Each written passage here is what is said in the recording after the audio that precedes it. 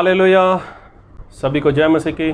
मैं अमरीक जॉय आज एक बार फिर प्रभु पिता का धन्यवाद करते हुए आपके सामने आया हूँ परमेश्वर के वचन लेकर। और आप मेरे चैनल को सब्सक्राइब करें, साथ में बेल आइकॉन उसको टच करना, आने वाले वीडियो की नोटिफिकेशन आपको मिलने पाए। और आज का जो वचन है, इस वचन को बहुत ध्यान से सुनना, इस वचन को बहुत ध्यान से समझना।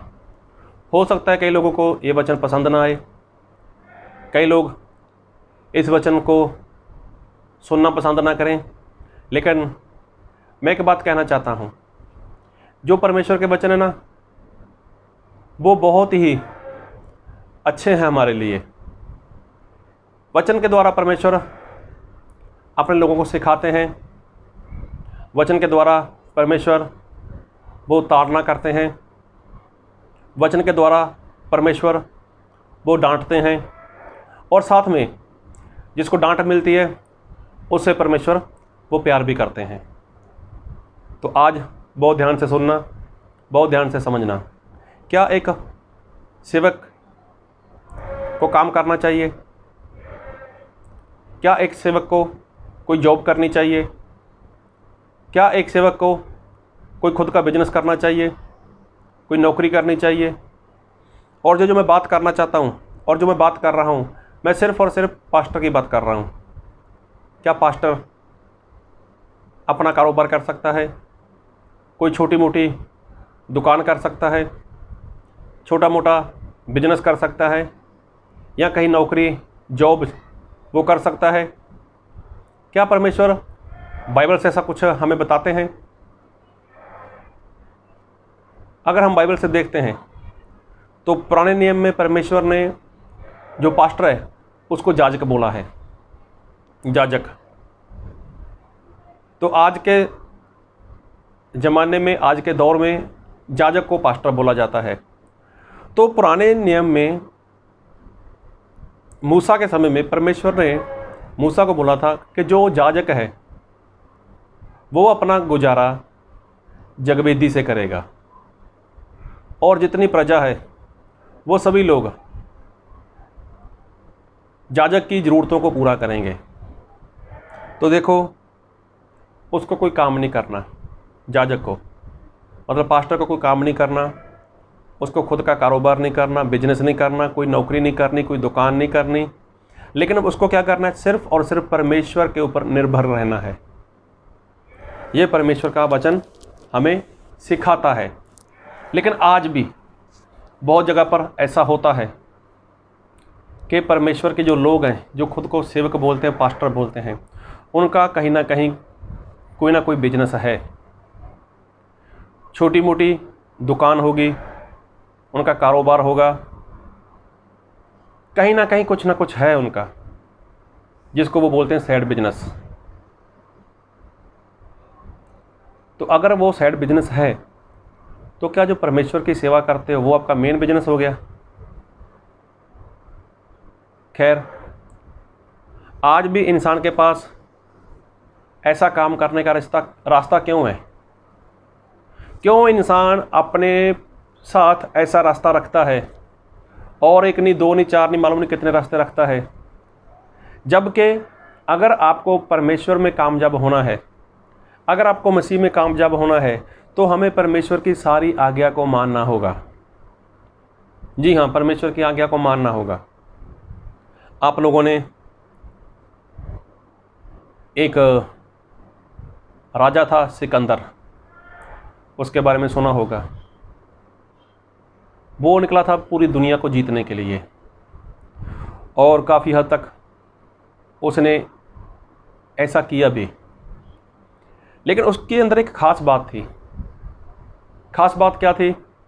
कि वो अगर लड़ाई के लिए कहीं निकलता था, अपनी सेना के साथ, अपनी फ़ौज के साथ वो कहीं जाता था, तो वो ऐसा करता था, जिस जहाज़ में वो राजा लोग और उसकी प्रजा, उसकी सेना लड़ाई के लिए जाती थी, तो जिस जहाज़ में वो जाते थे, तो जहाज़ से बाहर जब सारी सेना निकल जाती थी, तब क्या था, वो उस जहाज़ को बम के साथ ब्लास्ट कर देता था, उस जहाज़ को वो ख़त्म कर देता था। अब जो सिकंदर राजा की सेना रहती थी तो वो जान चुकी थी कि हमारे पास सिवाय लड़कर जीतने का और कोई भी चांस नहीं है, पीछे हम जा नहीं सकते, हमारे पास कोई रास्ता नहीं है। इसलिए वो लोग लड़ते थे और जीत जाते थे, और तो और 5-5 हज़ार लोग, 50-50 हज़ार लोगों को मार गिराते थे। क्यों?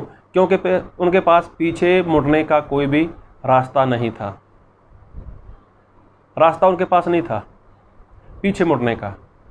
इसलिए सिकंदर राजा वो और उसकी प्रजा, उसकी जो सेना थी वो सफल होती थी। तो आज मसीह में सेवक लोग सफल नहीं हो पा रहे, आज मसीह में पास्टर लोग, जो जाजक लोग हैं, वो सफल नहीं हो पा रहे। क्यों? परमेश्वर का वचन क्या आज बदल गया? परमेश्वर ने बोला है कि जो मेरे सेवक हैं, मतलब जो मेरे चुने हुए जाजक हैं, वो अपना गुजारा जगवेदी से करें। लेकिन आज पास्टर लोगों के पास, आज सेवक लोगों के पास ऑप्शन है, आज ऑप्शन है उनके पास। वो गुजारा करने के लिए कोई ना कोई ऑनलाइन बिजनेस कर रहे हैं, कोई ना कोई जॉब कर रहा है, कोई ना कोई छोटा मोटा कारोबार कर रहा है, चाहे वो कैसा भी है, चाहे वो जॉब करता है, चाहे नौकरी करता है, कुछ भी करता है, लेकिन उनके पास कोई ना कोई ऑप्शन है। क्यों? क्योंकि उन्होंने अपने लिए रास्ता खोल रखा है। तो रास्ता तो बंद करना पड़ेगा ना पहले, और रास्ता तब बंद होगा जब आप लोग परमेश्वर के ऊपर निर्भर करोगे। अभी एक वचन पढ़ना चाहूँगा आपके लिए, मैं वचन को बहुत ध्यान से सुनना, और मैं वचन पढ़ूँगा आपके लिए। पहला राजा उसका 19 अध्याय और उसके 19 वचन से लेकर मैं पढ़ूँगा आपके लिए उसके 21 वचन तक। तब वह वहाँ से चल दिया और सापात का पुत्र अलीशा उसे मिला, जो 12 जोड़ी बैल अपने आगे किए हुए स्वयं भारवी के साथ होकर हल जोत रहा था। उसके पास जाकर एलिया ने अपनी चद्दर उस पर डाल दी। तब वह बैलों को छोड़कर एलिया के पीछे दौड़ा और कहने लगा, मुझे अपने माता पिता को चूमने दे, तब मैं तेरे पीछे चलूँगा। उसने कहा, लौट जा, मैंने तुझसे क्या किया है?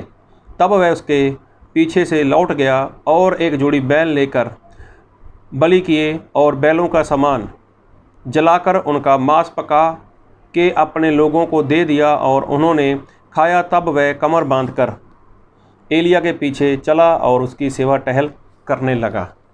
अभी देखो, यहाँ पर परमेश्वर ने एलिया को बोला था, एलिया जो अलीशा है उसका जाकर अभिषेक कर।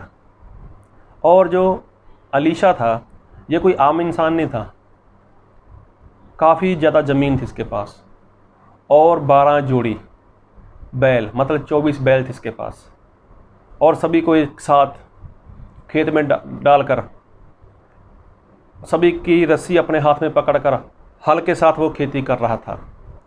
तो परमेश्वर का दास अलीशा ने देखा और उसका अभिषेक कर दिया, उसके ऊपर चद्दर डाल दी। तो उसके बाद जो एलिया है उसने क्या बोला, मैं अपने घर पे जाके आता हूँ, अपने माता पिता को चूम कर उनको आखिरी सलाम बोलकर आपके पीछे आना चाहता हूँ। उसने, एलिया ने बोला, मैंने तुझे क्या किया है, जा।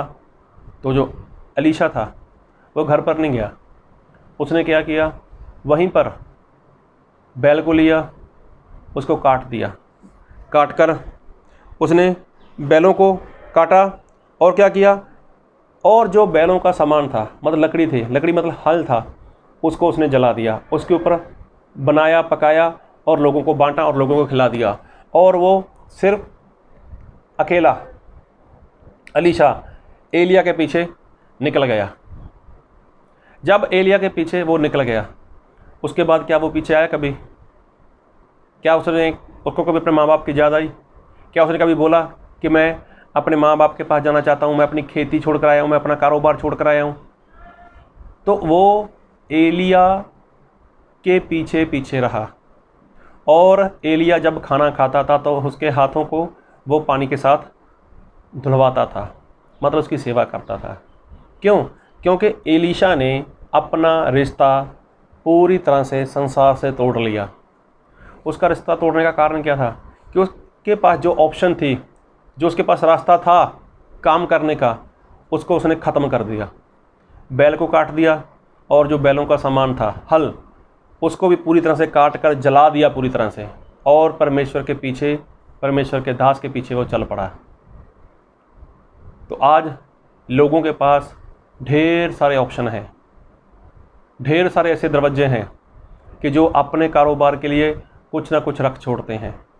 तो देखो, एलिया ने सिर्फ अभिषेक किया था, एलिया ने बोला नहीं कि मेरे पीछे आ जा, लेकिन उसने खुद वो सारे दरवाजे बंद कर दिए और निकल पड़ा सेवा के लिए।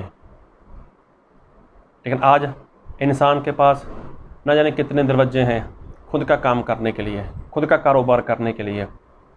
तो अगर सफल होना है, अगर आपको जीतना है, तो आपको दरवाजे बंद करने होंगे, आपको दरवाज़ा बंद करना होगा। मैं सिर्फ और सिर्फ जाजक की बात करता हूँ, पास्टर की बात करता हूँ। तो पास्टर के लिए नहीं है कि वो जॉब करे, पास्टर के लिए नहीं है कि वो नौकरी करे, अरे पास्टर के लिए नहीं है कि वो कोई ऑनलाइन बिजनेस करे या कारोबार करे या कोई छोटी मोटी दुकान करे। नहीं, उसका गुजारा है सिर्फ और सिर्फ कलीसिया से, चर्च के लोगों से उसका गुजारा है। ये सारी बात बाइबल में लिखी है। और एक बात बोलना चाहता हूँ, मैं बाइबल से वचन देखता हूँ और मैं पढ़ूँगा लूका उसका 17 अध्याय उसका 32 वचन। लूत की पत्नी को स्मरण रखो। तो देखो, प्रभु यीशु मसीह ने ज़्यादा बड़ी बात नहीं बोली। प्रभु यीशु मसीह ने बोला लूत की पत्नी को स्मरण रखो, मतलब लूत की पत्नी को याद रखो। तो लूत की पत्नी को याद क्यों रखना है? अगर प्रभु यीशु मसीह ऐसा नहीं बोल सकते थे अब्राहम को याद रखो, इसहाक को याद रखो, याकूब को याद रखो, या फिर पतरस को याद रखो, या पौलुस को याद रखो? प्रभु यीशु मसीह ने बोला लूत की पत्नी को याद रखो। क्या लूत आज्ञाकारी थी? क्या लूत वो परमेश्वर के वचन के अनुसार जीवन जीती थी? नहीं।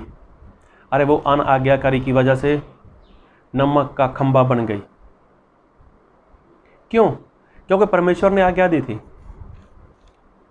लूत को, लूत अपने साथ अपने लोगों को लेकर भाग जा यहाँ से और पीछे मुड़कर मत देखना। तो क्या किया लूत की पत्नी ने? पीछे मुड़कर देखा। क्यों देखा? क्योंकि उसने दरवाज़ा खुला छोड़ दिया था। कौन सा दरवाज़ा? अरे जहाँ पर उसके गहने पड़े होंगे, जहाँ पर उसका रुपया पैसा सोना चांदी उसका माल पशु पड़ा होगा, वहाँ पर। तो ये दरवाज़ा था उसके लिए। दरवाज़ा खुला था तो दरवाज़ा खुला रह गया, तो जिसकी वजह से उसने दरवाजे की तरफ देख लिया। अरे उसने दरवाज़ा बंद ही नहीं किया। अगर दरवाज़ा बंद हो जाता ना तो लूत की पत्नी बच जाती। लेकिन उसने अपना कनेक्शन पीछे रखा, अपना रिश्ता पीछे जोड़ कर रखा था उसने, जिसकी वजह से लून का खंबा आज तक बनी हुई है लूत की पत्नी। इसीलिए प्रभु यीशु मसीह ने बोला अरे लूत की पत्नी को याद रखो। क्यों? क्योंकि उसने ऐसी गलती कर ली। तो प्रभु यीशु मसीह यही बोलते हैं, अगर सफल होना है, अगर जीतना है, तो सारे दरवाजे, सारे रास्ते बंद कर दो। लेकिन उसने रास्ता बंद नहीं किया। तो फिर देखो, क्या लूत ने अपनी पत्नी को देखा? क्या लूत की बच्चियों ने, लूत की बेटियों ने अपनी मम्मी को देखा पीछे? अपनी माँ को पीछे मुड़कर देखा? नहीं। उन्होंने दरवाज़ा बंद कर दिया, रास्ता ही बंद कर दिया ये वाला। उन्होंने देखा ही नहीं पीछे। तो जो अलीशा था, क्या उसने पीछे मुड़कर देखा कभी कि मेरे पास कितनी ज़मीन थी, मैं कितना पैसे वाला था, कितने मेरे पास बैल थे और मैं यहाँ पर क्या काम कर रहा हूँ?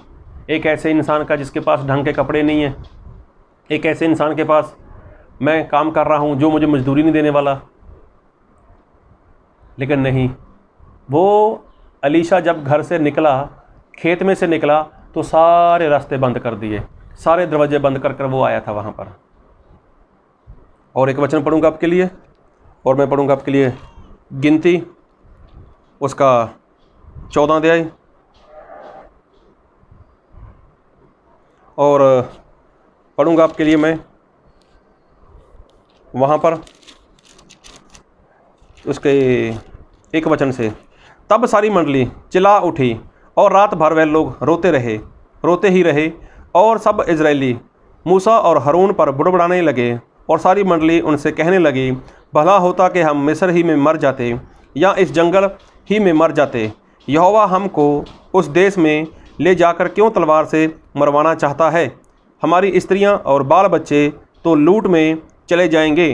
क्या हमारे लिए अच्छा नहीं कि हम मिस्र देश को लौट जाएं? अभी देखो, ये लोग मिस्र देश की गुलामी से बाहर निकले थे।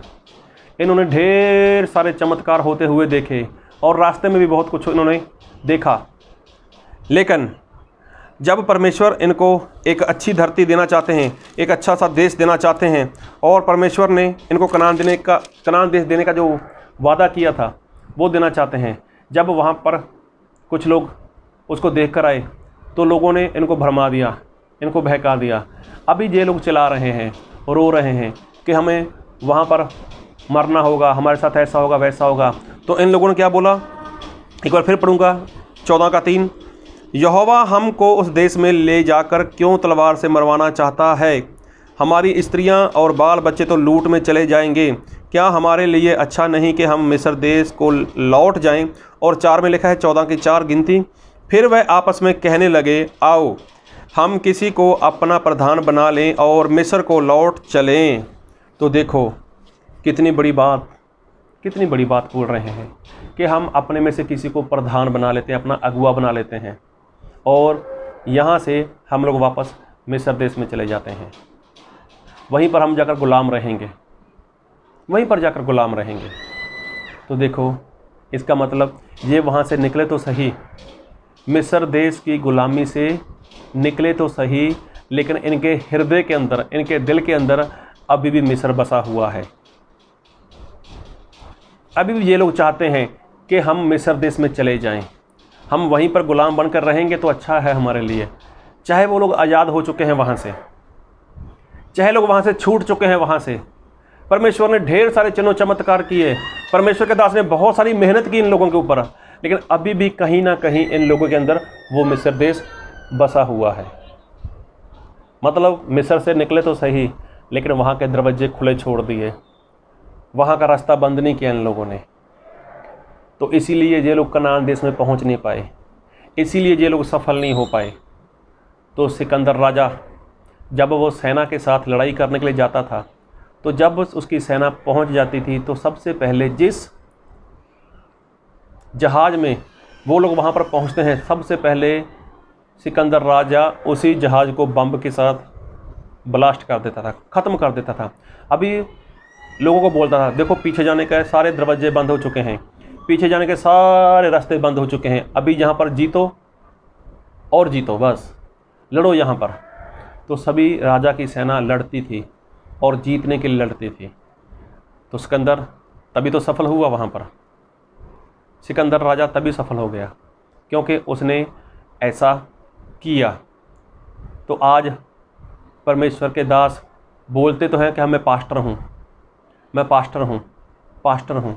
अरे पास्टर हो, मुझे कोई आपत्ति नहीं आपके साथ, क्या पास्टर क्यों हो? अगर आप पास्टर हो तो कम से कम पास्टर के बारे में जान तो लो कि पास्टर का काम क्या है।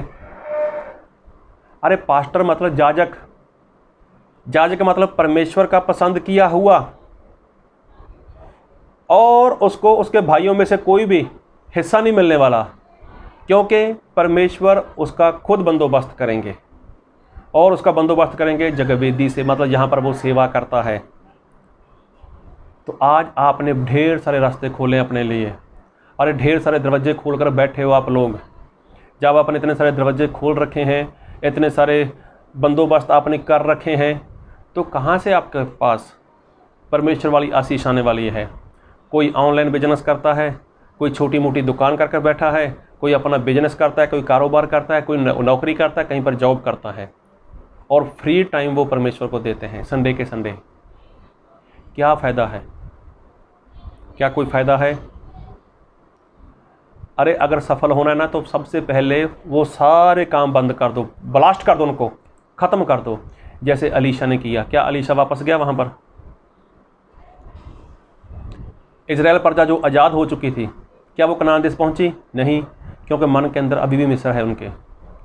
लूत की पत्नी चाहे वो सदूम और अमोरा से भाग गई, लेकिन रास्ते तो खुले थे ना उसके लिए, दरवाज़ा खुला छोड़ा ही थी, इसलिए उसने पीछे मुड़कर देखा और वहीं पर मर गई, नाश हो गई। तो मेरे भाई लोगों, सेवक लोगों, आप ध्यान दो।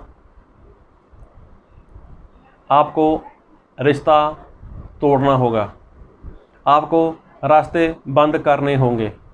और ये विश्वासी लोगों, क्या आपका फ़र्ज नहीं है कि जो सेवक आपके लिए ईमानदारी के साथ, आत्मा के साथ मेहनत करता है, तो आपके द्वारा उसका गुजारा हो? आपका पूरा फ़र्ज है। अगर आपको नहीं पता चलता तो आप मुझे कांटेक्ट कर सकते हो।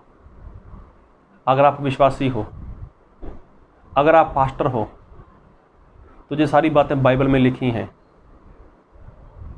अगर सफल होना है तो रास्ते बंद करो, दरवाजे बंद करो। तो प्रभु आपको इन वचनों से बहुत आशीष दे। आमीन।